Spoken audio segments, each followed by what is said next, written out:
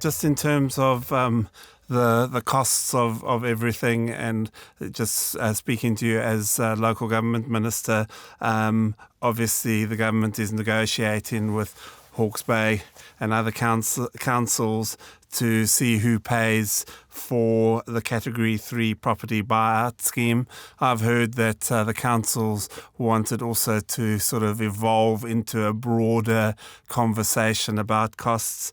You know, as local government minister, that a lot of these councils don't have much money. They're big areas and not many ratepayers. How are you going to help them? Because some of them are saying they got no money at all as a starting point. Where do you go from there as a government?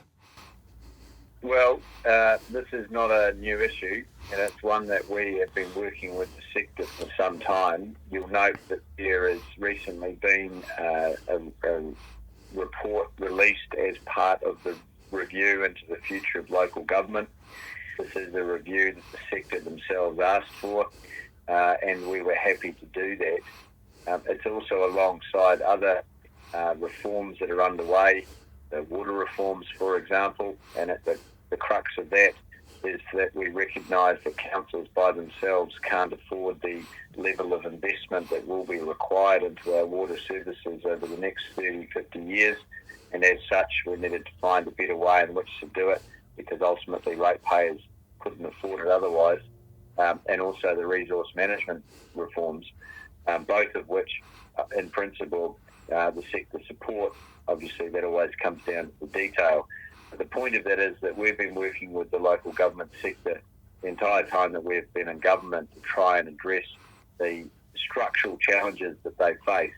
The fact is that rates alone aren't enough for many councils to do what they're required to do, or is what's expected of them by their local communities. What I've said to the local government sector is over the next 4 or 5 months, they have an opportunity to go away, consider the recommendations of the report around the future of local government, and then after the election, sit down with me and we'll work through them, and in good faith try and find a way forward to make local government sustainable. So that's the bigger issue. The more specific issue is around what role can government play to assist local government after a severe weather event.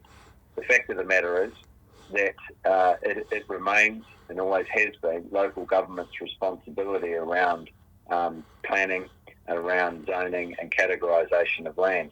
What we weren't willing to do was leave the local government in Hawke's Bay and for the other affected areas to themselves, because we know they couldn't afford it.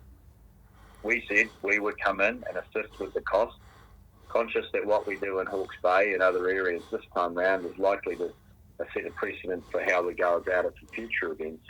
And so the conversations that are underway is largely being led by how much can you afford and how much can the government afford to assist you in buying these residential properties out. It's a big undertaking, but it's one that we're keen to assist with. But obviously we need to work out an amount that is both affordable and also pragmatic moving forward for future events. So you mentioned the Future of Local Government review panel releasing its report. So were you happy with that report? Oh, that was a very good report.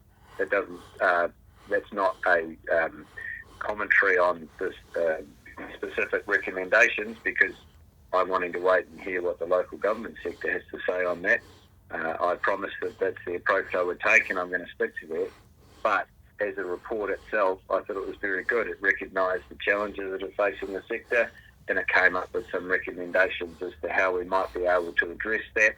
Obviously, we want to make sure that there is good engagement with local government, that local government continue to play a pivotal role in our communities moving forward, and that people continue to see the relevancy of local government.